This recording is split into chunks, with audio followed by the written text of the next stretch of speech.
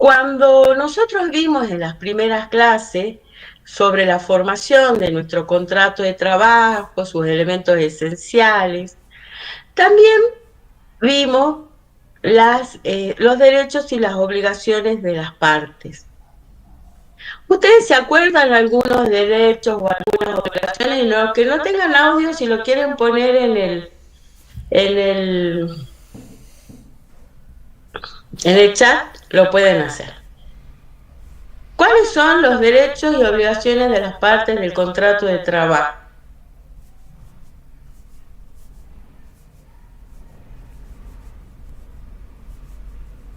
Profe, A ver, si quiere levantar la mano, a ver que yo sigo admitiendo, se me complica. Tendría que haberte dejado, Guille, que vos crees el Meet, entonces yo no Vos, estaría vos sabés que admitiendo. eso me acordé cuando fui a pedirte la admisión que habíamos, cuando armamos esto, lo creaba el que no daba la clase para poder hacer el Claro, proceso de yo, porque admisión. viste que ya perdimos el training esto de las Sí, clases pero virtuales totalmente. y se nos complicó hoy la historia. Pero bueno, ya estamos, así que vamos a tener que... Ay, por Dios. Y encima que yo estoy sin cámara, qué molesto. Bien. Eh, Hagamos una cosa, a ver. Yo intento pasar la diapositiva, pero ahora ya no sé ni cómo se pasa la diapositiva. Esto ya es tremendo. No encuentro la flecha para pasar mi diapositiva.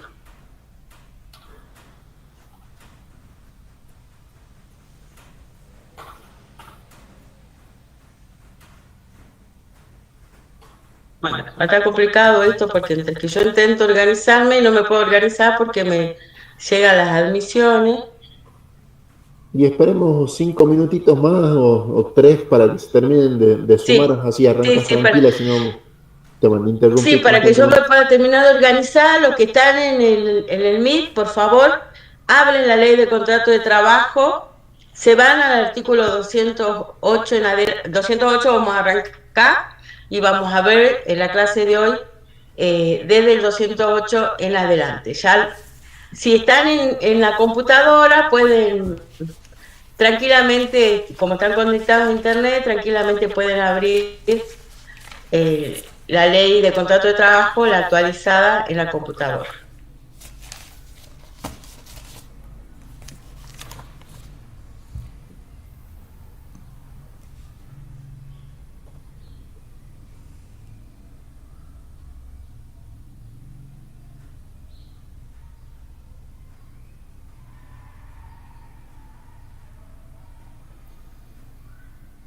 Ahí va pasando.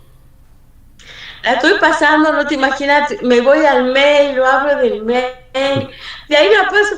Es como si nunca me hubieran enseñado a manejar un aula virtual, tengo la sensación que hice un borrón y cuenta nueva. Digo, pero esto era tan sencillo antes, ¿cómo puede ser que no lo pueda manejar? Sí, como me lo mandé por mail, porque no lo podía abrir del pendrive, vaya uno a saber por qué. Entonces me lo había mandado anoche por mail, lo abrí en el mail, y ahora cada vez que tengo que pasar voy al mail, lo busco y lo abro de ahí, no entiendo nada. Le voy a tener que pedir a la Dani Hernández que nos empiece a capacitar de nuevo. No, que esto sea solamente por un día, no volvamos a esto, no me gusta. No quiero creer que no, por Dios, no quiero creer que no, sí, definitivamente Que no es vuelvan, como la presencialidad. hashtag que vuelvan los coles. Sí, roguemos, chicos. No sé ustedes si están a favor, pero bueno, que ustedes también se están perjudicando sin clase. Y esto no reemplaza la clase presencial, claramente, ¿no? Bueno, igual tengo 101 alumnos, lo cual habla muy bien de ustedes. Así que volvemos a la pregunta inicial.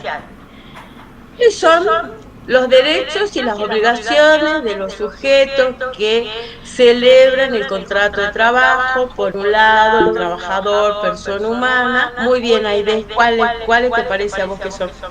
Y después sigue, bueno, alguien más había levantado la mano. Sí, Aide, te escucho. Te tenés que desmutear porque si no, no te escuchamos. Aide, Valentina y Daniela. Bien. Sí, a ver, Aide. Está muteada, Valentina también y Daniela también está muteada. Si se ¿me le... escuchan? Aide, no te funciona el audio. Bueno, estamos en la misma. A mí no me funciona la cámara. ¿Estás probando? Bueno. ¿Quién tiene alguna de las derechos u obligaciones de las partes del contrato de trabajo que las pueda compartir en esta instancia? Profe, una de las obligaciones del empleador que yo anoté de clase era el pago del salario, según el artículo 74. Muy bien, pago del salario, obligaciones del empleador. ¿Qué otra obligación del empleador les parece así como muy importante? El de tener registrado al trabajador. Al trabajador, bien, sí, por supuesto. De dirección. A ver, Cecilia, sí, Natalia, a ver si. Estás muteada, Natalia. Sí, tiene facultad de dirigir, digamos, la forma de organizar. Claro, esas son las facultades, exactamente, esas son las facultades. Cuando comienza el título, los derechos y obligaciones de la parte, lo que hace la ley de contrato de trabajo es comenzar con las facultades, que podríamos decir igual derechos, que tiene el empleador respecto de la organización del trabajo, de la dirección, y también, por supuesto, ahí está el ejercicio de la facultad disciplinaria, que también vamos a ver en esta unidad.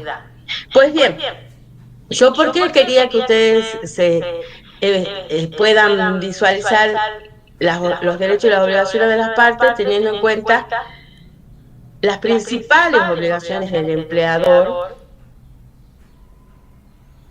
que tienen que ver con esta unidad. Porque cuando vemos el artículo 208 de la Ley de Contrato de Trabajo, la Ley de Contrato de Trabajo primero comienza tratando el tema de los accidentes y enfermedades inculpables, cuando hablamos de la suspensión de los efectos del contrato de trabajo. Porque no se suspenden todos esos derechos y obligaciones que habíamos estudiado. Ay, sí. Agustín, que sigan insistiendo, decirles por favor, porque como se superponen los pedidos, yo no sé si... claro, está lleno. No va a dejar ingresar más que 100 alumnos. Tengo 101. Nosotros con el profe... Claro, ya está 100 y nosotros con el profe Alaní sumamos. Qué pena. Sí.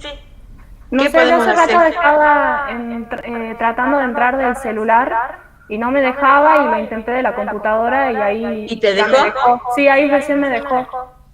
Claro, pero yo tengo entendido que sí. Guille, vos haceme un favor, preguntale a Daniel Hernández si el límite máximo, a mí ya no me están entrando pedidos de admisiones, entiendo que el límite máximo debe ser 100, por lo tanto, le pregunto. No nos va a permitir sumar.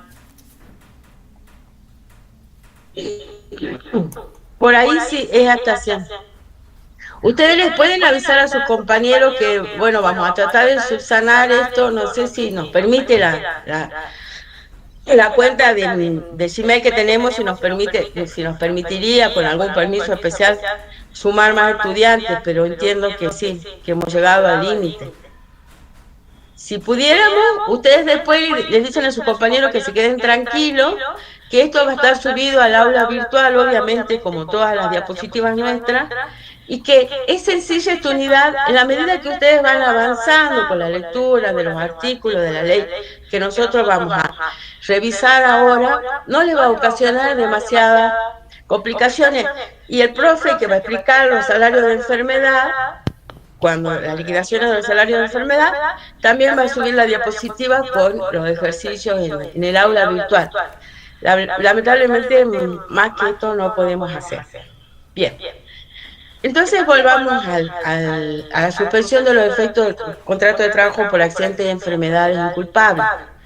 Si ustedes van al artículo 208, bueno, primero hay que distinguir, ¿no? El sistema la cobertura de los accidentes y enfermedades inculpables que están dentro de nuestra ley de contrato de trabajo, de los accidentes y enfermedades del trabajo, que es otro sistema legal que está en otra ley. De hecho, la vamos a estudiar en una de las últimas unidades. La ley es la Ley de Riesgo de Trabajo 24.557. Entonces, por un lado tenemos que nosotros lo que vamos a estudiar ahora son los accidentes y enfermedades inculpables de la Ley de Contrato de Trabajo. Y más adelante, en las unidades de Derechos de la Seguridad Social, vamos a estudiar justamente los accidentes y enfermedades del trabajo regidos por otra norma. Así que no se preocupen, porque después tenemos una unidad que se dedica a estudiar la Ley de Riesgo de Trabajo.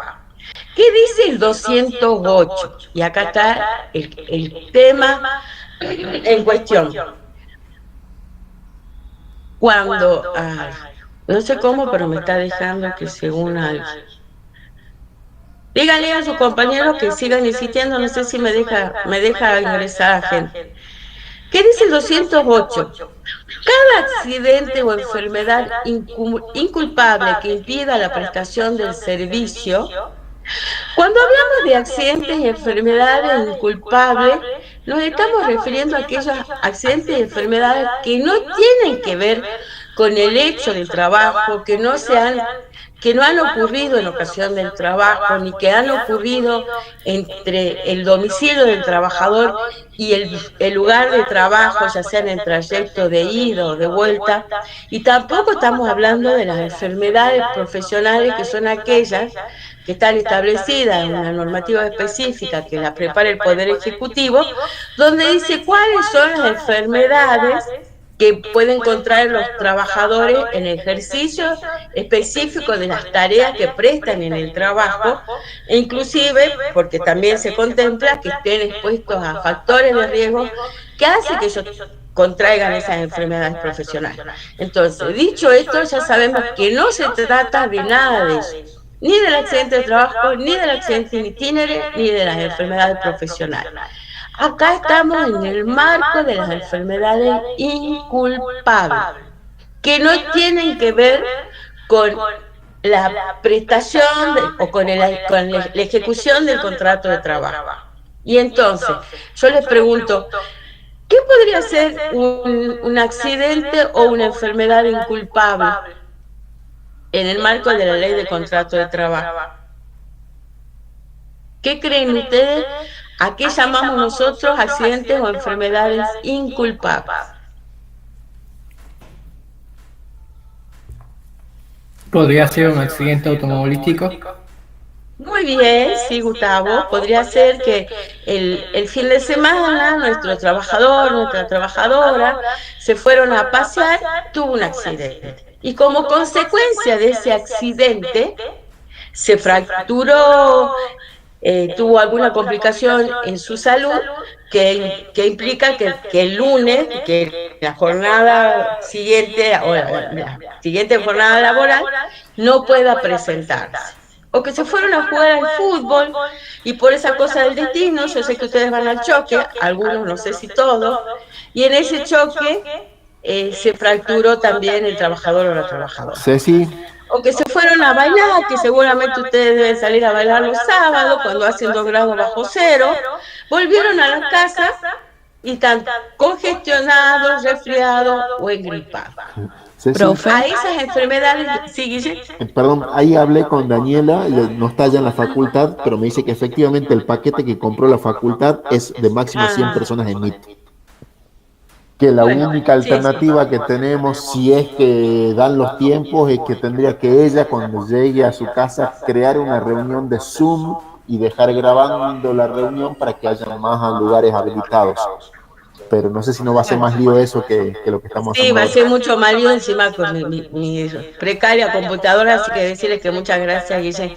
Dale. Ya sabemos que... Sí, que no dice, es... pero dice que es la primera vez que le pasa de que efectivamente hayan más de 100 para conectarse, que no había tenido. El problema es que nosotros este año tenemos una cátedra muy numerosa y eso no está previsto ni tanto en el espacio físico como tampoco en el espacio virtual, claramente. Está. Pero bueno, ya sabemos entonces que Que no. la complicación es insalvable y no la podemos salvar nosotros. Bien, y fíjate, no Sí, sé hay si te da la alternativa de ponerlo a grabar de última para que por lo menos quede el audio, aunque sea por las dudas, pero no sé. Manos atadas. Ah, tenés razón, pero ¿por dónde tendría que ir? ¿Profe? Búscamelo, dice vos. Sí. Se va a los tres puntitos donde dice más opciones y arriba le dice administración de grabación. Ah, muy bien, muchas gracias. Al lado de la manita. En la barra abajo de la manita, al lado de la manita. Al lado de la manito tengo cambiar diseño. A ver, espérense que alguien quiere. Yo no sé si se va alguien, pero me permite. Sí. Permite unir gente, no tengo idea. Sí, ahí. Abrir imagen, Sí. aplicar efectos visuales. No me sale a mí eso. ¿Cómo se llamaría la opción? Arriba, debajo de pizarra, dice está el icono de grabación. Obviamente yo no lo puedo activar. Claro, vos pero lo podés grabar. Ahí debería estar. Debajo de la pizarra. Es que a mí el ajuste no me sale. Yo tengo que cambiar diseño, pantalla completa, abrir imagen, en imagen, aplicar efectos visuales, activar subtítulos, notificar un problema, denunciar abuso, solucionar problemas y ayuda y ajuste. Profe, creo que debería verlo desde la computadora. Que Don Tata hace la llamada. Ah, los puntitos de arriba. Ah, claro. No, o sea, en el Meet, pero en la computadora creo que usted está con el celular, ¿no? No, yo estoy con la computadora, pero la computadora mía hoy decidió que no me va a dar, que no puedo salir yo. No me sale esa opción. A ver, espérenme un ratito. Está de paro la computadora también. Sí, la computadora también está así como medio pachucha. A ver, estoy en la webcam. Después activé los subtítulos, pero están en inglés. Ya ven que no lo vamos a necesitar. Por Dios. Y después tengo compartir. Y en esos tres puntitos, a mí no me sale la opción de. A ver. Como anfitrión, muy bien, Jiménez. ¿Y dónde puedo hacer eso? Tengo que ir a Google, al Google Calendar, para ponerlo como coanfitrión al contador. ¿A dónde voy?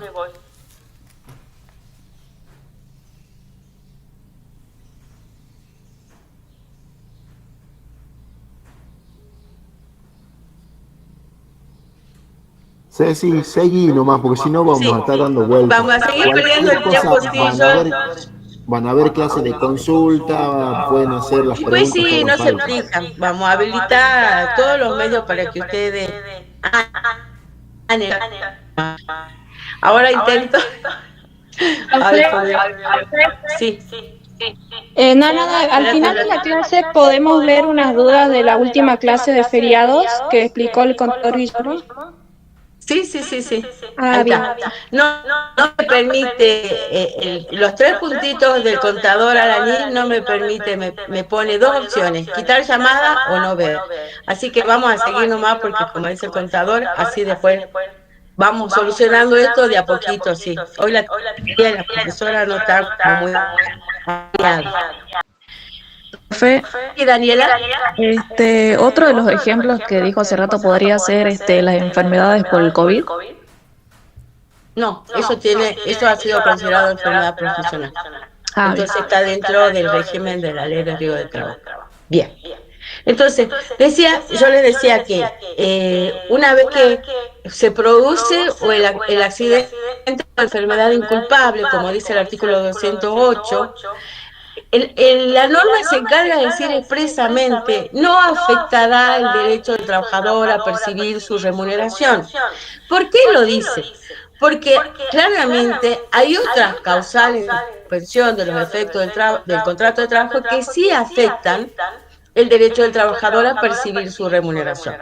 Así como el trabajador no está obligado a poner su fuerza de trabajo a disposición del empleador, en esas otras causales el empleador no está obligado a pagarle la remuneración. Esta es una excepción. Acá dice que ese accidente o enfermedad inculpable sufrido por el trabajador no va a afectar su derecho a percibir su remuneración, pero le pone plazos. Y entonces, tenemos que tener en cuenta, primero, la antigüedad del trabajador en el empleo. Y la ley dice, hasta 5 años de antigüedad del trabajador, 3 meses de licencia paga. Más de 5 años de antigüedad en el empleo, 6 meses de licencia paga. ¿Qué pasa si estos trabajadores tienen cargas de familia? ¿Qué dice la ley? Cuando los trabajadores tengan cargas de familia, esos plazos se duplican. Entonces, el que tenía 3 con una antigüedad de hasta 5 años se duplica a 6. Y el que tenía 6 meses con una antigüedad de más de 5 años se duplica a 12. Por lo tanto, los trabajadores van a tener los plazos que menciona el 208 como licencia por enfermedad, una licencia paga. Después la norma dice expresamente que la recaída, cuando dice la recidiva, es la recaída de enfermedades crónicas, no será considerada enfermedad salvo que se manifestara transcurrido 2 años desde la primera vez que se manifiesta esta enfermedad crónica. Luego, ¿qué dice? La remuneración que en estos casos corresponda abonar al trabajador se va a liquidar conforme a la que el trabajador recibía al momento de la interrupción de los servicios, con más los aumentos que los trabajadores, sus compañeros de trabajo estuvieran percibiendo estando en actividad.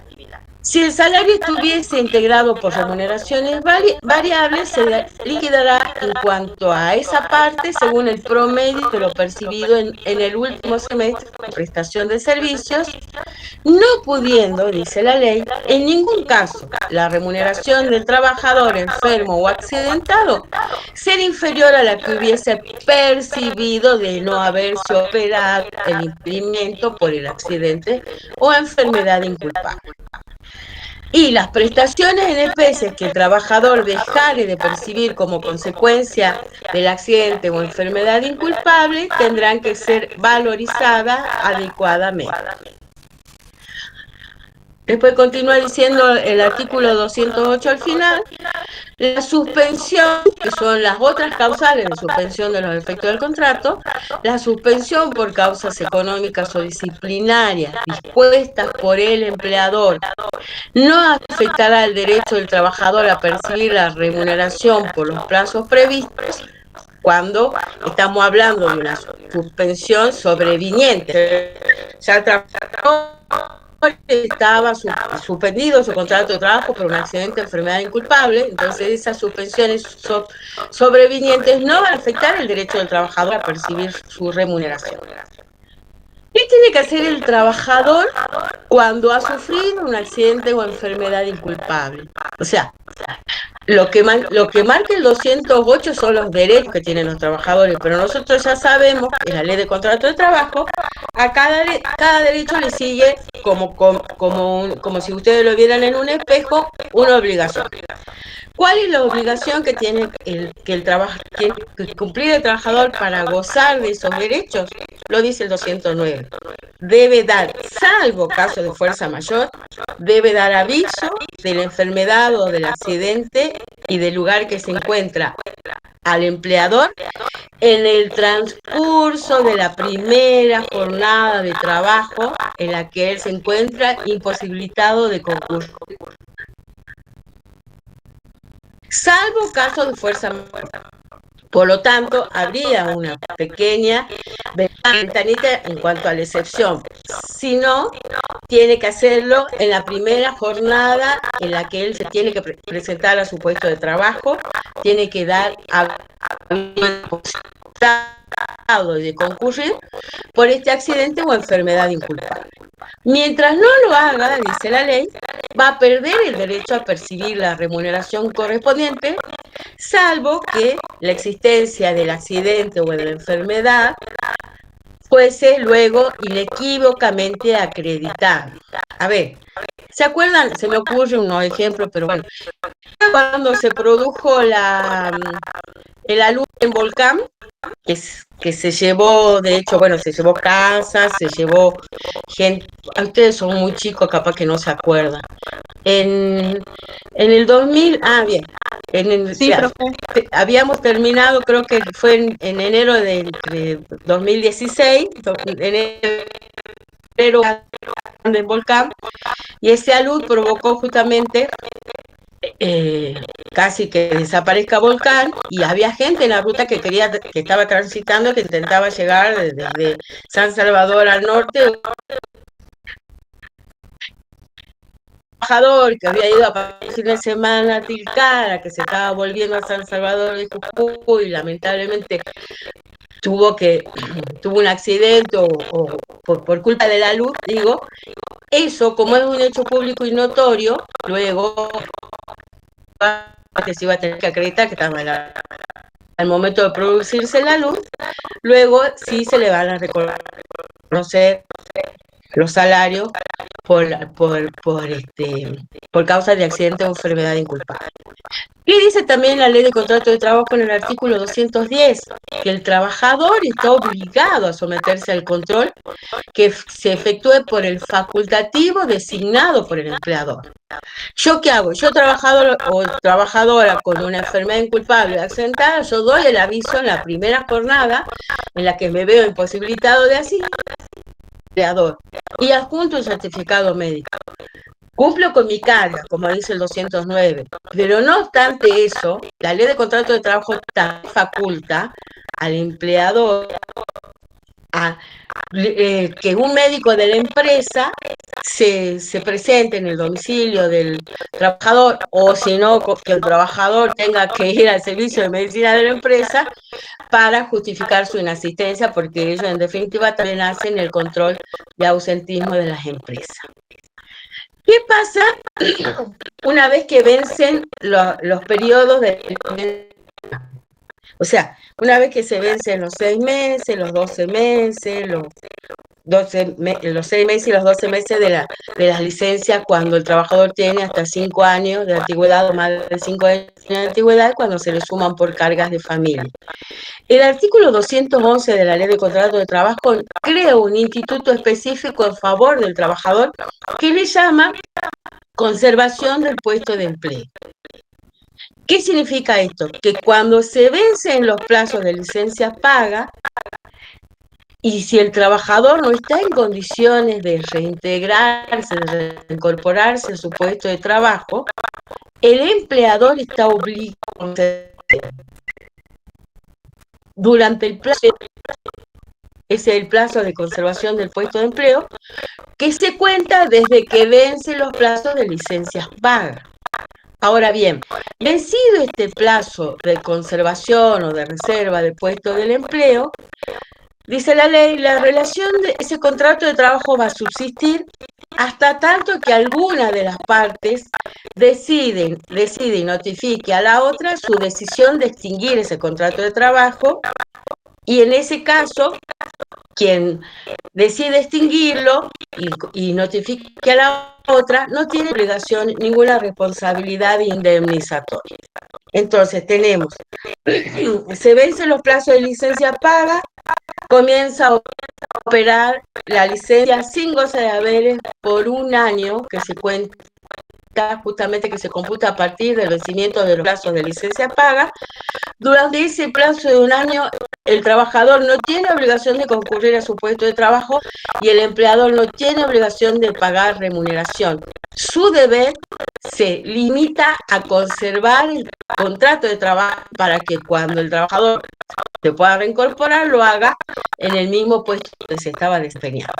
Una vez que vence ese plazo de un año y el trabajador no se reintegra, el contrato se puede extinguir. Cualquiera de las partes lo pueden extinguir sin obligación de pagar ninguna indemnización. Obviamente que cuando decimos cualquiera de las partes, porque estamos dentro de un contrato de trabajo que es de naturaleza bilateral, donde decimos siempre que con el contrato nacen derechos y obligaciones de la parte, hacemos un paréntesis. Quien en definitiva va a tener más interés en extinguir este contrato de trabajo por el vencimiento del plazo de un año de la conservación del puesto de empleo va a ser el empleador, y además se va a eximir del pago de las remuneraciones. Y luego tenemos el 212, que es fantástico el 212, porque aquí también le abre una ventanita al trabajador para que evite que se extinga su contrato de trabajo sin obligación de indemnizar cuando ha transcurrido ese plazo de un año de conservación del puesto de empleo. 212, y esto no tienen que perderlo nunca de vista. Acá está la llave para que el trabajador acceda a las opciones del 212. Comienza diciendo el artículo, vigente el plazo de conservación del empleo. O sea que el trabajador no tiene que dejar transcurrir ese año de reserva del puesto para tomar las decisiones de las que hace el 212, porque para que opere las opciones del 212, ese contrato de trabajo tiene que estar vigente. Entonces, ¿cómo sigue la norma? Si del accidente o enfermedad inculpable resultase una disminución definitiva en la capacidad laboral del trabajador y éste no estuviese en condiciones de realizar las tareas que anteriormente cumplía, el empleador tiene que asignarle otra que el trabajador pueda realizar sin disminución de su remuneración. Entonces, ¿qué tiene que hacer el trabajador o la trabajadora desde que venza el plazo de un año? Tiene que tener un certificado médico, en realidad la determinación de las incapacidades va a tener que ir a la comisión médica número 22 de la provincia de Jujuy, y ahí le tienen que determinar la incapacidad. Cuando él tiene esa determinación de incapacidad, y estamos hablando de una disminución de una incapacidad relativa, no una incapacidad absoluta, porque las incapacidades que puede padecer el trabajador como una consecuencia de un accidente o enfermedad, si es del 66% o más de la total obrera, ya se considera una incapacidad absoluta. Entonces no estamos hablando de ese porcentaje de incapacidad, sino menor al 66%. Entonces, si él logra una determinación que sea menor al 66%, él va a tener una incapacidad relativa, y en ese caso él va a poder decirle a su empleador, vigente el contrato de trabajo, tengo una determinación de incapacidad, no tengo incapacidad absoluta, yo le requiero que me otorgue tareas acorde a la incapacidad que yo tenga, para que las pueda realizar sin que se disminuya su remuneración. Y entonces, ¿qué nos dice la ley? Sí. Salió un mensaje de que quedan 15 minutos, que solamente es una hora las reuniones gratuitas, dice. Ay, me muero. Bueno, sí, tenés razón. La llamada terminará dentro de 15 minutos. ¿Querés crear vos uno, Guille, mientras yo termino esto? Porque podemos seguir con la clase. Trato de entrar con mi usuario de la facultad. Déjame que vea a ver si lo puedo armar. Dale, vos intentalo, yo sigo con la clase, porque sí, a mí también me sale lo mismo, que como es una llamada gratuita, tenemos una hora de Meet. Bueno, listo, ahí y no sabía eso yo. Por eso, igual imposible de accidente, ponemos a la ley. Cuando vemos el 212, la primera opción que le da el 212 al trabajador es, y al empleador sobre todo, es, si el empleador no pudiera dar cumplimiento con esa obligación por una causa que no le fuera imputable, o sea, no está dentro de su esquema de trabajo, funciones con tareas livianas que tenga para otorgarle a este trabajador que tiene una capacidad disminuida, va a abonar al trabajador una indemnización igual a la prevista en el 247 del contrato de trabajo, es decir, el 50% de la indemnización del 245. Entonces, yo trabajador, tengo determinación de incapacidad, antes de que se cumpla el plazo de 1 año, le pido al empleador que me otorgue tareas acorde a esa disminución de capacidad para que yo pueda seguir percibiendo mi remuneración, y el empleador me dice, no puedo dar cumplimiento a ese requerimiento, no tengo tareas acorde. Porque en el esquema de empresa, probablemente quien ya tenga a alguien a quien se le haya asignado esas tareas, entonces él puede decirlo. Las tareas que yo tenía para asignarle fueron asignadas a este otro trabajador, le gasto tanto. ¿Por qué? Tareas acorde a capacidad residual. Y en ese caso se va a extinguir el contrato de trabajo, y el contrato de trabajo se extingue, y el empleador, el artículo 245, que es el 50% de la indemnización completa, que cuando veamos en la unidad que viene, extinción del contrato de trabajo, vamos a ver cómo se indemniza con el 245. Ahora bien, la otra opción que contempla el 212 es, si estando en condiciones de hacerlo, no le asigna tareas compatibles con la aptitud física o psíquica del trabajador, sí está obligado a pagarle una indemnización igual a la establecida en el 245. O sea, trabajador intima, vigente el contrato de trabajo, o sea, antes que expire el plazo de 1 año de la reserva del puesto de empleo, intima porque tiene una determinación de incapacidad, intima para que se le otorguen tareas acorde a esa disminución de la capacidad, y el empleador, estando en condiciones de asignarle tareas compatibles, no les quiere entregar esas tareas, porque justamente ahí está el quid de la cuestión. Entonces, ¿qué pasa ahí?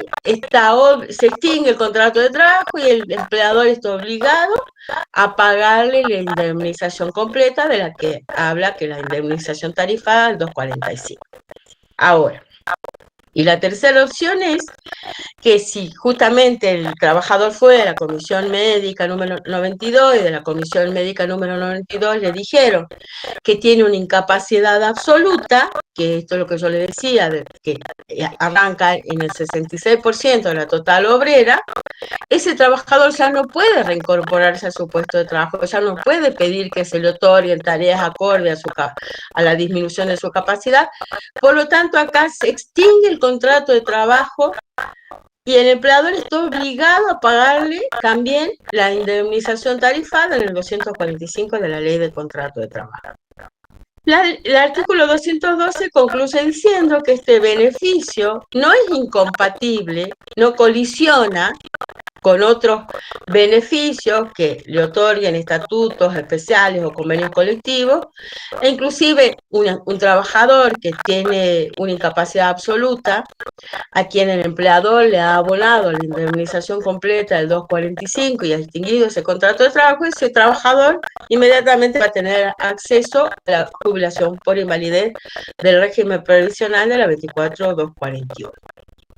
Ahora bien, sí, como dice el artículo 243, si el empleador despidiese al trabajador durante el plazo de las interrupciones pagas, 3 meses, 6 meses, 6 meses, 12 meses, deberá abonar al trabajador, además de todas las indemnizaciones por despido injustificado, o sea, las que estábamos viendo, los salarios correspondientes a todo el tiempo que faltare para el vencimiento de esos plazos de licencias pagas o, en definitiva, a la fecha de alta, según lo que pudiese comprobar el trabajador. O sea que el empleador que despide a los trabajadores durante el plazo de licencia paga le tiene que pagar, además de la indemnización por despido injustificado, que es el 245, los salarios que correspondan a todos los días que le faltaban a los trabajadores cumplir de licencia paga. Y con esto terminamos accidentes y enfermedades inculpables. Permítanos que nos organicemos con el contador Alanis. Ya sabemos que si se cierra este Meet y él está intentando abrir otro, yo ahora lo voy a llamar por privado, me voy a mutear, vamos a abrir otro para poder continuar con la otra parte de la clase. Sí, Guille. Ya ¿Has ahí podido? en teoría he podido, ahí compartí en el chat el código de Ah, acceso. qué bueno, qué bueno. Entonces Copialo yo vos lo también voy a copiar, sí, por si para se poder borra. entrar Y seguí hasta que se corte y de ahí nos vemos dale, en el otro. en el otro. Dale, dale, dale. Perfecto. Bien, sí, se va a cortar en cualquier momento. Sí, Andrea y Laura estaban levantando la mano.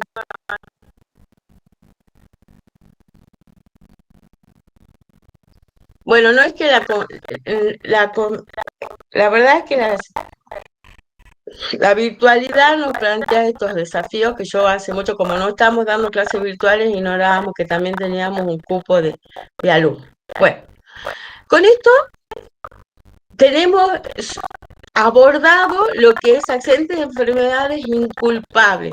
Fíjense, son 208, 209, 210, 211 y 212 y 213. O sea, son 6 artículos que ustedes, cuando los estudien, los relacionan con lo que veníamos ya desarrollando en el resto de la ley de contrato de trabajo y no les va a merecer demasiadas complicaciones su estudio.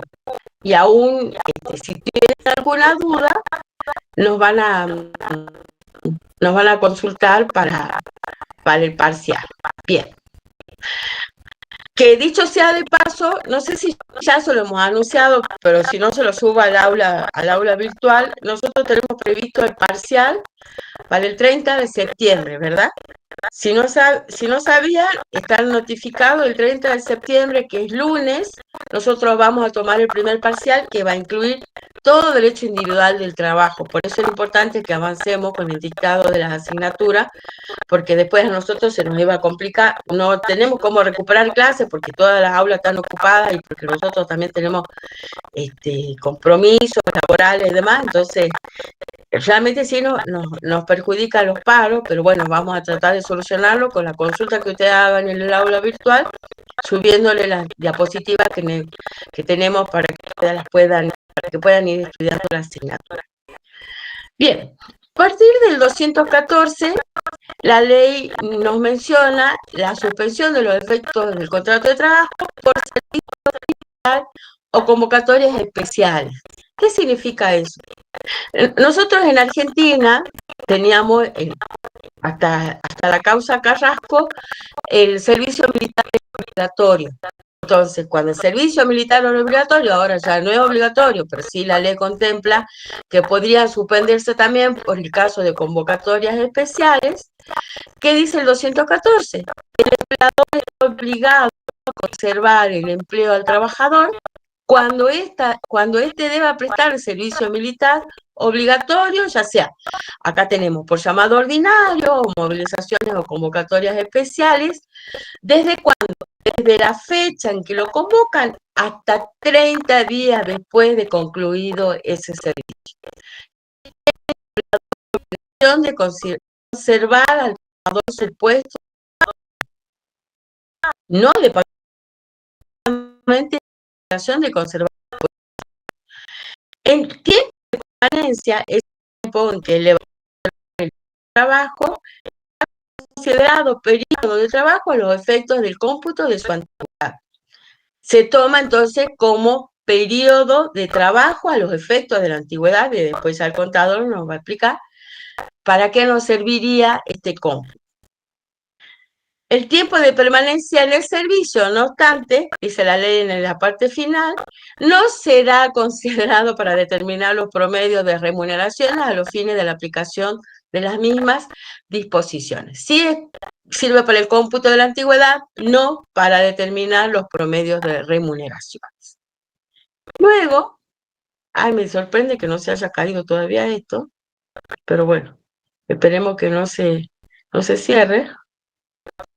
Luego, en el artículo que sigue, nos habla la ley de contrato de trabajo. En la otra aula, por las dudas. Dale. Yo, si veo que se cae esto, quedan 3 minutos. Claro. Bueno, hagamos una cosa. Voy a descansar un ratito la voz, salimos de acá mejor, porque si se va a cerrar inexorablemente, ya pedimos la admisión al contador para que después no se clausure de nuevo el sistema. ¿Ah? Salimos de la llamada todo y entramos a la otra llamada, antes que se cierre, pues se va a cerrar.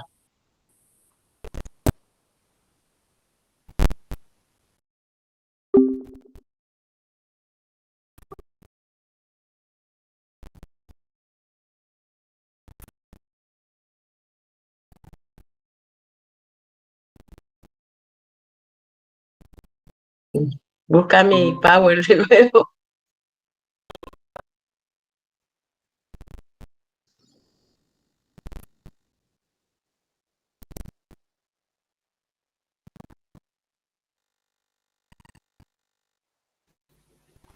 Bueno, acá estamos admitiendo. Está. Supongo que también tenemos el límite de los 100 y la hora, así que... Sí, no, sí, yo voy a avanzar para que no nos toque, no nos Dale, pase lo dale, yo mismo voy que en la hora admitiendo, anterior. así que vos dale tranquilo y cuando cortes Dale, vemos por lo menos que quede planteado el ejercicio, pues lo voy a subir con solución, así, perfecto. y también para responder unas consultas que habían dicho que querían hacer de... Cierto. Sí, sí, esto nos quedan tres diapositivas, así que probablemente nos quede tiempo para las consultas. Bien. Luego que tenemos el desempeño de cargos electivos del artículo 215. Fíjense la foto que yo les voy poniendo. En la primera era un soldado. En esta, ustedes pueden asociar las imágenes porque son de otra generación. En esta yo les puse la legislatura de la provincia de Jujuy, la foto de la legislatura, porque la ley habla del desempeño de cargos selectivos.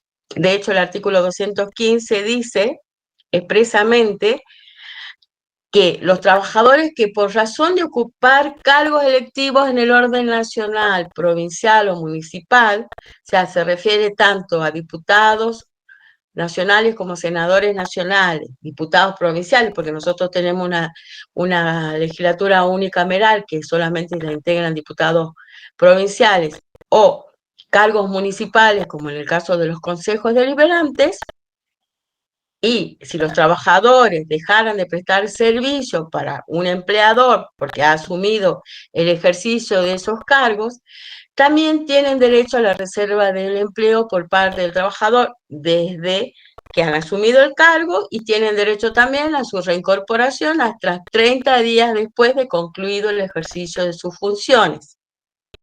También, como el mismo caso anterior, se computa como tiempo de servicio a los efectos de la antigüedad, pero no se ha computado para determinar los promedios de las remuneraciones de los trabajadores cuando están en uso de esa licencia por ejercicio de cargos electivos.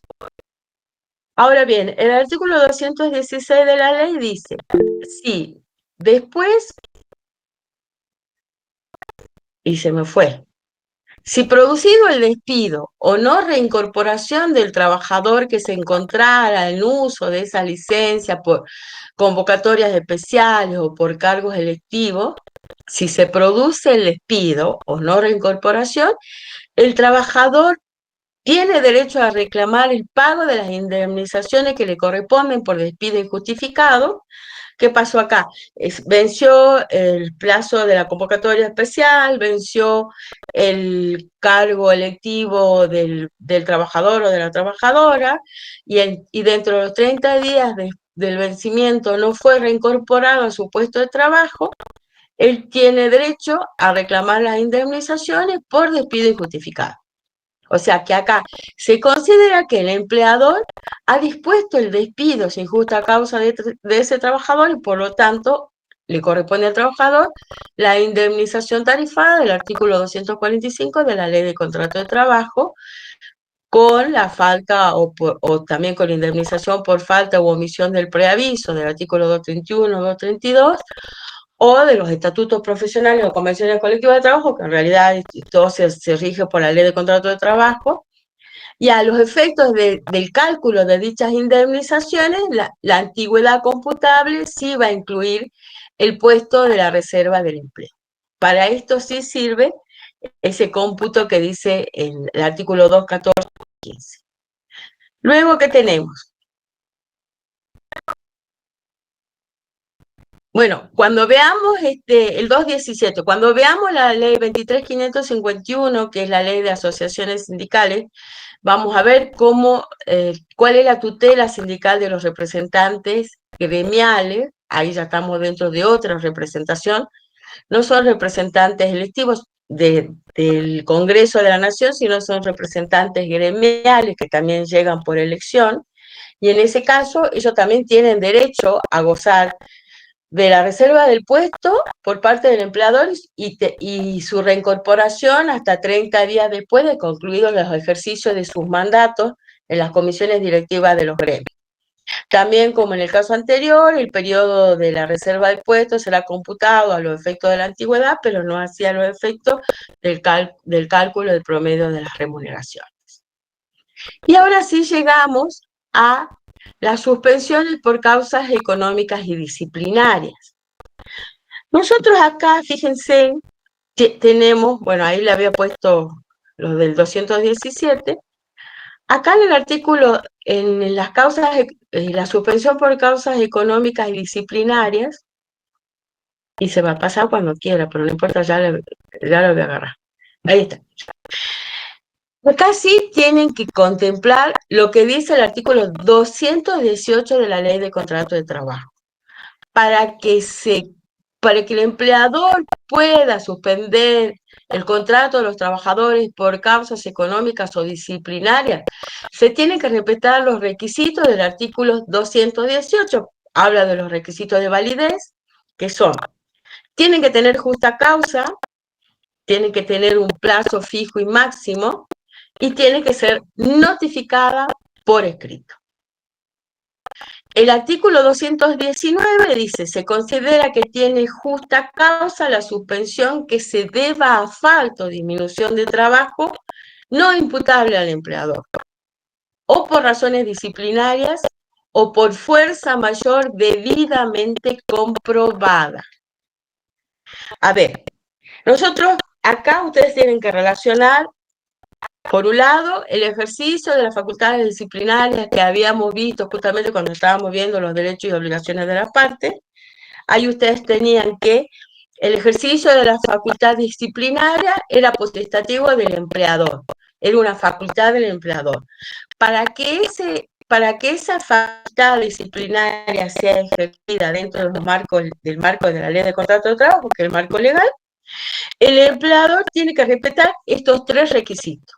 Tiene que tener una justa causa, o sea que la sanción disciplinaria que él va a imponer tiene que reconocer la existencia de un incumplimiento por parte del trabajador a sus obligaciones del contrato de trabajo.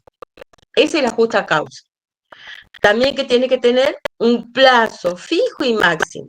Cuando vimos el ejercicio de la potestad disciplinaria, vimos que el trabajador tiene un derecho, una vez impuesta la sanción, el trabajador tiene un derecho a cuestionarla. Y que ese derecho también tiene un plazo de ejercicio. 30 días corridos, decía el artículo 67, si no me equivoco. Bien, en el caso del ejercicio de la potestad disciplinaria por parte del empleador, el plazo máximo que le fija la ley en el artículo 220 es de 30 días en un año contados a partir de la primera suspensión. Entonces, estamos hablando de un año aniversario y no año calendario, para poder cumplir con la norma. Entonces, justa causa, plazo fijo y máximo de 30 días y la notificación por escrito. La notificación por escrito tiene que ver justamente con esto, con la posibilidad que tiene el trabajador de cuestionar la procedencia de la sanción disciplinaria, de cuestionar su extensión, de pedirle que la deje sin efecto. Para eso sirve ese plazo de 30 días para que el trabajador ejercite su derecho de defensa. Ahora bien, si el trabajador obviamente no cuestiona la sanción disciplinaria dentro de esos 30 días, lo que está haciendo es consentirla, y si se consiente esa sanción disciplinaria pasa a formar parte de su legajo, y después también va a traer consecuencias. ¿Qué pasa si el empleador conjugan distintas causales de suspensión de los efectos del contrato de trabajo en un mismo trabajador. La ley le impone otro plazo máximo. La ley le dice que las suspensiones fundadas en razones disciplinarias o aquellas debidas a la falta o disminución del trabajo no podrán exceder de 30 días en un año. Y las de fuerza mayor tienen también otro plazo de 75 días en un año. Ahora, cuando él conjuga suspensiones por razones disciplinarias, suspensiones por falta o disminución de trabajo no imputable al empleador o por fuerza mayor, le fija un plazo máximo para cuando se conjugan estos tres tipos de causal de suspensión de los efectos del contrato de trabajo, que no, la ley dice en el artículo 222 que no puede superar el plazo de 90 días en un año, contados también, por supuesto, a partir de la primera suspensión.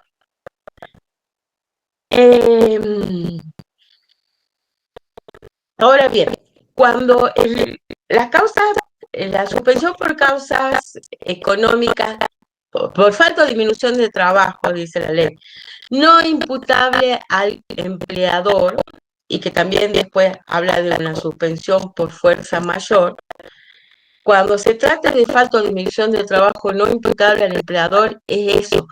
No es que el empleador está pasando por una situación financiera, económica difícil y decide suspender a los trabajadores su contrato de trabajo. La suspensión, para que sea válida, tiene que ser una causa externa que no sea imputable al empleador, porque si no va a estar en serios problemas y ahí ese contrato de trabajo se va a resolver de otra forma, ¿no? El trabajador tiene derecho a resolverlo de otra forma. Luego tenemos la suspensión por fuerza mayor. Aquí ustedes van a tener que ver la 2403, la Ley Nacional de Empleo, cuando habla del procedimiento preventivo de crisis de empresa, que es el procedimiento que debe iniciar el empleador, el Ministerio del Trabajo, que lo va a habilitar en última instancia a suspender por fuerza mayor a los trabajadores. Es de la única manera que se podía ejercitar el ejercicio de la fuerza mayor. Cuando se trata de la suspensión por falta o disminución de trabajo y por fuerza mayor, la ley también menciona que las suspensiones deben comenzarse con aquellos trabajadores que tengan menos antigüedad dentro de cada especialidad. Y si tenemos varios trabajadores con la misma antigüedad, se va a tener en cuenta las cargas de familia. Entonces se va a suspender a aquellos que tengan menos cargas de familia.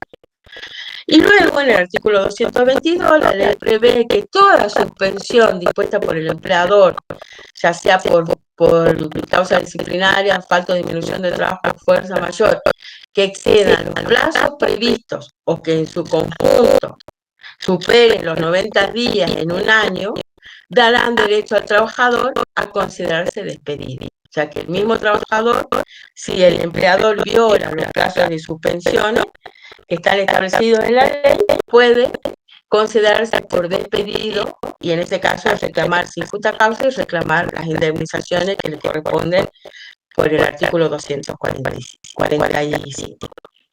Luego tenemos que respecto de los salarios de suspensión, los trabajadores, cuando el empleador no observe las prescripciones de los artículos 218, que habla sobre los requisitos que son ineludibles, de cumplimiento ineludible por el empleador. El empleador no puede dejar de cumplir con esos requisitos para poder suspender a sus trabajadores por causas disciplinarias, por falta o disminución de trabajo, por fuerza mayor. Siempre tiene que existir la causa, tiene que estar el plazo fijo y máximo, que él, justamente cuando lo notifica le dice el plazo en el que está utilizando esa causal de suspensión. Si él no cumple, el trabajador tiene derecho a percibir la remuneración por todo el periodo que hubiese sido suspendido, siempre y cuando el trabajador hubiese impugnado la suspensión. Y luego tenemos el artículo 223 bis, que ha sido introducido por la reforma del 4.700 en el año 96. En este caso, contempla el pago a favor de los trabajadores de una prestación no remunerativa. Es una compensación ocasionada justamente por la suspensión de la prestación laboral, y ya sea que esa suspensión se deba a falta de disminución de trabajo no imputable al empleador o fuerza mayor debidamente comprobada. En este caso, esa asignación no remunerativa, esa asignación en dinero no remunerativa, la paga el gremio, puede ser pactada individual o colectivamente, generalmente la paga el gremio, y tiene que ser homologada por la autoridad de aplicación, o sea, por el Ministerio de Trabajo. Entonces, el trabajador no va a prestar su fuerza de trabajo y el empleador, a partir de la homologación de este pacto individual o colectivo, va a tener que pagar esta compensación en dinero no remunerativo. Después tenemos el 224, la suspensión preventiva. Acá, para que opere la suspensión preventiva, tiene que haber una denuncia penal, y la ley distingue si la denuncia penal es realizada por el propio empleador o la denuncia penal es realizada por terceros. En el primer caso, estamos dentro del primer párrafo, si la suspensión se origina en una denuncia penal efectuada por el propio empleador y esta fuera desesimada, o sea, dejada sin efecto por la autoridad judicial que investiga esta denuncia penal, ¿no? O el trabajador fuese imputado significa que la autoridad judicial ha encontrado una causal, ha encontrado, mejor dicho, las pruebas para poder imputar al empleador por ese delito penal que está investigando. O ha sido sobreseído provisorio definitivamente, en este caso no existen pruebas que inculpen a ese trabajador respecto de ese delito penal. El empleador, como consecuencia de todo ello, tiene la obligación de reincorporar al trabajo y pagar los salarios de los que estuvo privado de percibir el trabajador mientras duró la suspensión preventiva.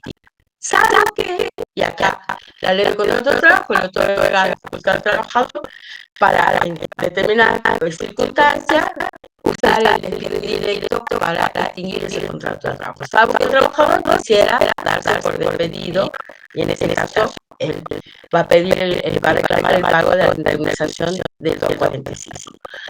En caso de negativa del empleador al reincorporarlo, siendo que el trabajador ha sido sobreseído provisorio definitivamente, o ha sido desestimada la denuncia penal, el empleador también tiene que pagar la indemnización por despido, más todos los salarios de los que el trabajador se vio privado de percibir mientras duró la suspensión preventiva. La denuncia penal fue realizada por el propio empleador. Ahora, en la segunda parte del artículo, habla de contrato de trabajo cuando la denuncia no la realiza el empleador, la denuncia penal la realiza un tercero, o directamente la autoridad judicial promueve de oficio la imputación de ese trabajador, y si se diese y si eso se va a la privación de ese trabajador, o sea, su detención, el empleador está obligado a pagar la remuneración por el tiempo que dure la suspensión de ese trabajador, salvo que se tratara de un hecho que estuviese relacionado o que se hubiese producido en ocasión del trabajo. Es decir, acá tenemos claramente como la ley distingue si la denuncia es realizada, si ante la comisión de un delito de naturaleza penal, la denuncia es realizada por el propio empleador o por un tercero. Luego tenemos, que no está en la ley de contrato de trabajo, una suspensión precautoria. Y aquí también, bueno, podría jugar con la preventiva, pero no necesita una denuncia penal. Si el empleador necesita investigar un incumplimiento laboral de un trabajador a sus obligaciones y él resuelve iniciar una especie de, en derecho administrativo le llamamos sumario, los famosos sumarios administrativos, él requiere una investigación para establecer si hay un incumplimiento, y entonces inicia un sumario. Ese sumario, hasta tanto se investigue, podría llegar a justificar también una suspensión con un determinado plazo, perfectamente justificada, otorgándole el derecho al trabajador o a la trabajadora a que ejercite su defensa, ¿no?, en ese procedimiento de sumario, que después, una vez que se termina la parte de investigación y el empleador, como consecuencia de eso, resuelve suspender al trabajador, ahí va a aplicar la disciplina del 67, claramente. Y para aplicar la suspensión disciplinaria del 67, acuérdense que además de los requisitos de justa causa, plazo fijo máximo, notificación por escrito, el empleador también tiene que cumplir con aquellos requisitos que han sido fijados por la jurisprudencia, que tienen que ver con la contemporaneidad, la suspensión, con el cumplimiento laboral, que tienen que ver con la no duplicación de sanciones, el no minimizar, y con la proporcionalidad de la que ya nos habla el artículo 67 cuando dice que la suspensión debe ser proporcional a la falta común. Bien. Bueno, esto es así como un panorama general de lo que es la suspensión de los efectos del contrato de trabajo por causas disciplinarias, por razones de fuerza mayor, por accidentes de enfermedad culpable y por falta de disminución de trabajo voluntario, causa disciplinaria, fuerza mayor y ausencia de enfermedad. No, la preventiva no la da. Está la precautoria, pero la preventiva la podemos asimilar. Ustedes deben haber visto en el público cuando el empleador necesita, cuando un empleador Estado necesita aplicar el poder disciplinario, ellos, salvo que se tratase de llamado de atención, como se trata de una suspensión que implica que el trabajador no recurra al puesto de trabajo, que el empleador no tenga que pagar la remuneración, eso también se lleva a cabo a través de un sumario, que en el caso del Estado podría determinar inclusive una cesantía o una exoneración, ¿no? Sí, Margarita. Profe, yo tengo entendido lo que usted explicó antes de que hablemos de la precautoria. Todos están debidamente justificadas las pensiones. En cambio, esta la precautoria solamente tenemos una fecha, por eso que se tenemos denuncia. Tiene que haber denuncia. Como el empleador o del tercero. Si el empleador denuncia, es una denuncia penal. Y ahí que habla el juez de intervención de un organismo judicial. El organismo judicial es el que investiga. El organismo judicial le lleva a investigar, le va a dictar, va a sobreseer. El empleador solamente hacer la denuncia y arribar, por supuesto, los medios de prueba que van a ser su alcance, y después la autoridad judicial realiza el resto del procedimiento. Es lo único que contiene la ley. Si la denuncia es realizada por el propio empleador, si la denuncia es realizada por un empleador, los efectos van a ser diferentes. Pero en todo caso siempre implica una denuncia penal, un procedimiento que se habla de la autoridad judicial, que es la que la investiga y la resuelve si ese trabajador va a ser imputado, que hay pruebas que lo van a inculpar, si ese empleado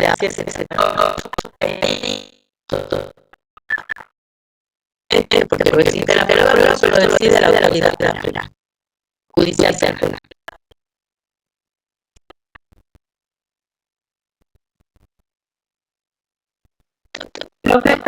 Y se lo queremos dar el ejercicio. Sí, Valentina. A mí me quedó con el tema anterior. Yo quería que los servicios militares se le conserva el puesto, pero no se le paga la remuneración. También viene para el cargo colectivo y para los gremios. Sí, también. Para el ejercicio del cargo representativo, los voluntarios nacionales, los regionales, los provinciales, los fiscales, cobran diaria. No, el empleador no tiene obligación de pagar ninguna remuneración, sí, de conservar el puesto y hasta 30 días después de vencidos sus mandatos. Y en los cargos electivos pasa exactamente lo mismo. Ellos, cuando asumen, se integran las comisiones directivas de los gremios, por ahí piden una licencia sin goce de haberes, pero es porque son gremios fuertes que están en condiciones de responder y de que ese trabajador no quede librado a su suerte, ¿no? Entonces, el empleador solamente tiene la obligación de conservarle el puesto hasta 30 días después de vencido el mandato. Sí, en los tres casos es exactamente lo mismo. Conservar el puesto hasta 30 días de vencido, la convocatoria especial, el mandato representativo o el mandato sindical.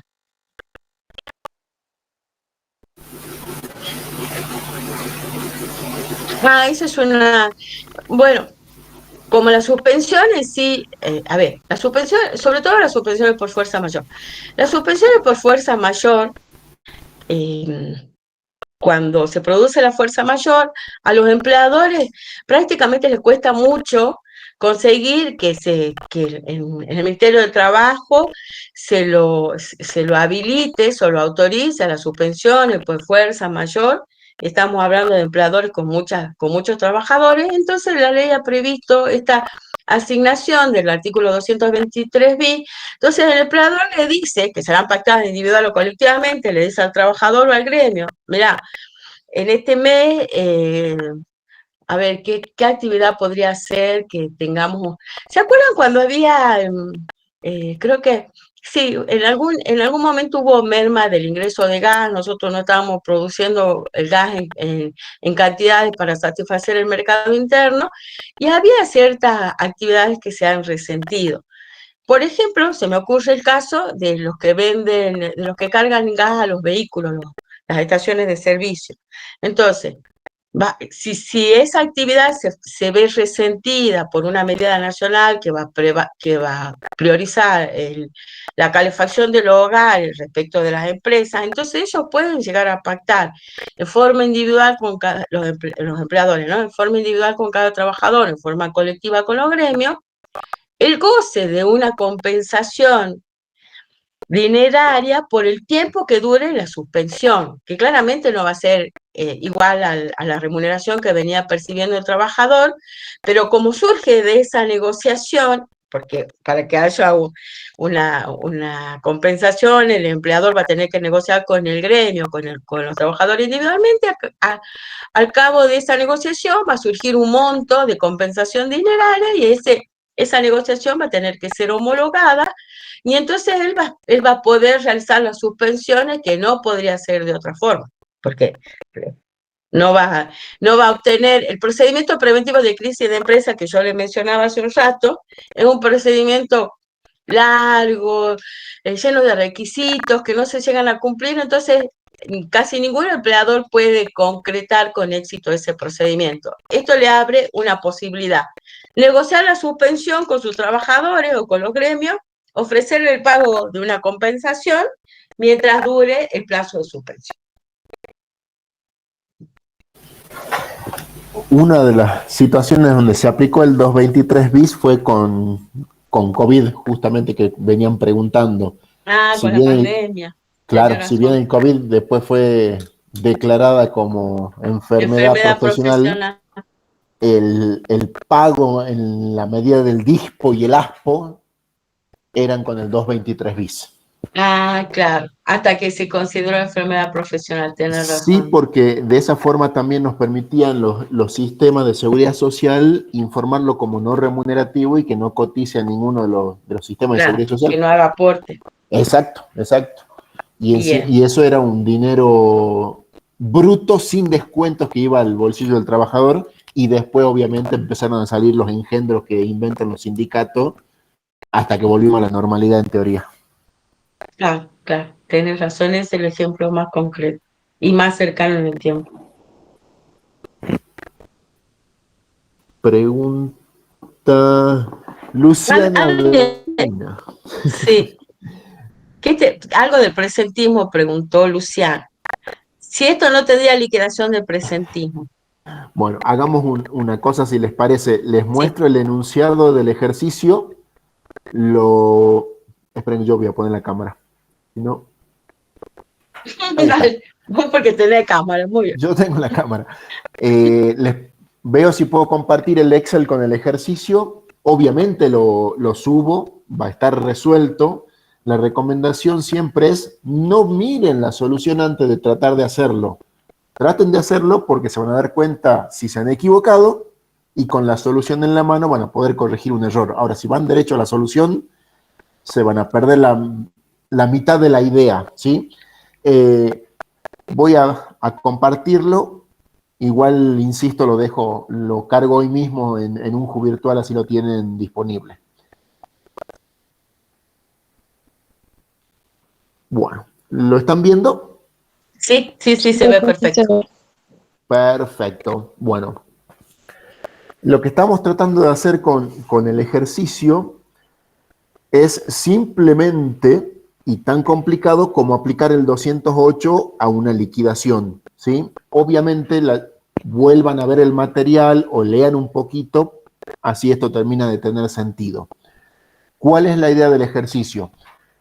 Un accidente, ¿sí? En actividad de trekking, cuando arrancó la clase habían dicho en actividad deportiva, en el fútbol de los domingos, bueno, ahora que está de moda el trekking, salió de paseo y se quebró el tobillo y no pudo presentarse a trabajar el día 14.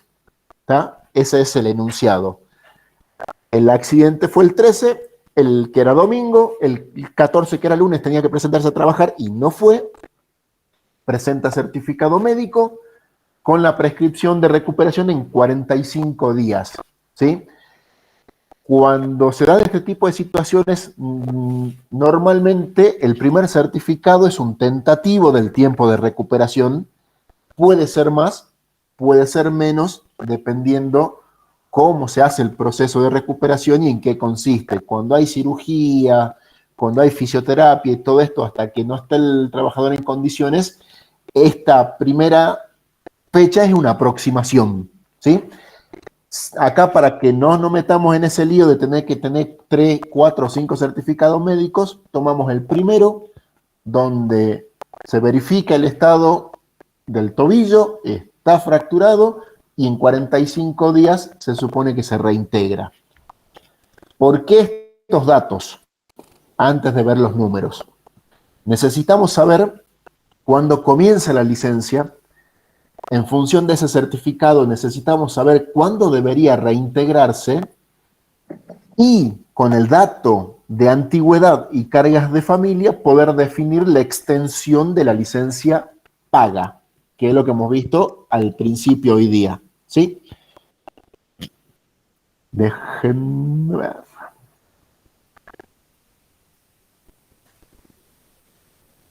Sigamos. ¿Hasta acá me siguen? Sí, profe. Sí, profe.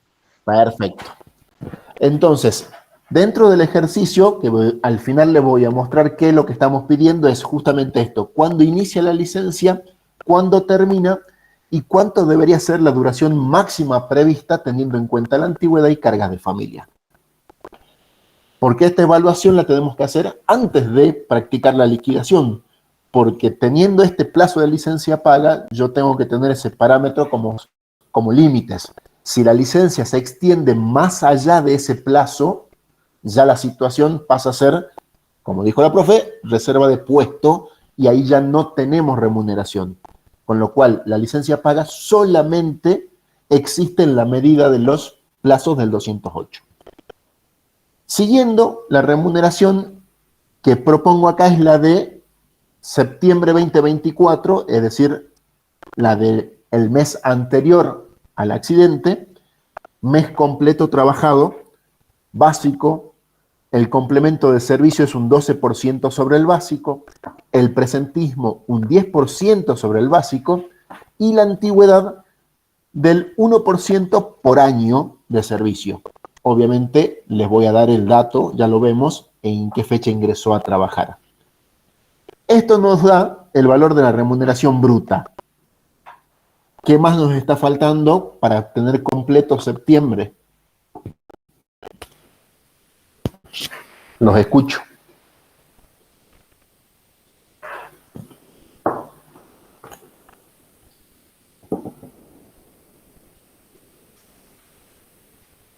Si hay algún feriado o horas extra. Bien, perfecto. ¿Septiembre tiene feriados? Sí. No. No. ¿No tiene ninguno? No, creo que no. Fiesta del estudiante no incluye día del profesor. La clase anterior, ¿qué dijimos? Feriados nacionales. Septiembre no tiene, con lo cual feriados no hay. Y horas extra, salvo que yo lo plantee en el ejercicio y les diga, este mes se hicieron tanta cantidad de horas extra, calcule, damos por hecho que no las hizo directamente, ¿está? No van a tener que adivinar nada de esas cosas. ¿Y qué estaría faltando para llegar a la remuneración neta? Los descuentos. Bien, descuentos, deducciones. ¿Para qué me sirve el dato de septiembre? ¿Para qué se les ocurre? Para calcular la liquidación del mes siguiente. No necesariamente. No necesariamente. Lo que me va a ayudar la liquidación de septiembre es en dos situaciones. Si no cambió absolutamente nada de un mes a otro, ¿no? Salarialmente hablando, la de octubre, ¿cómo debería ser respecto de la de septiembre según el 208 que vimos recién? Similar. Exacto. Nunca menos en principio. ¿Sí? Mayor o igual, como dice Ignacio. Entonces yo lo que tengo de septiembre es el dato, por lo menos para hacer una comparación. Suponiendo que ese mes lo trabajó completo sin novedad, octubre, incluyendo la licencia, debería ser en principio igual o superior.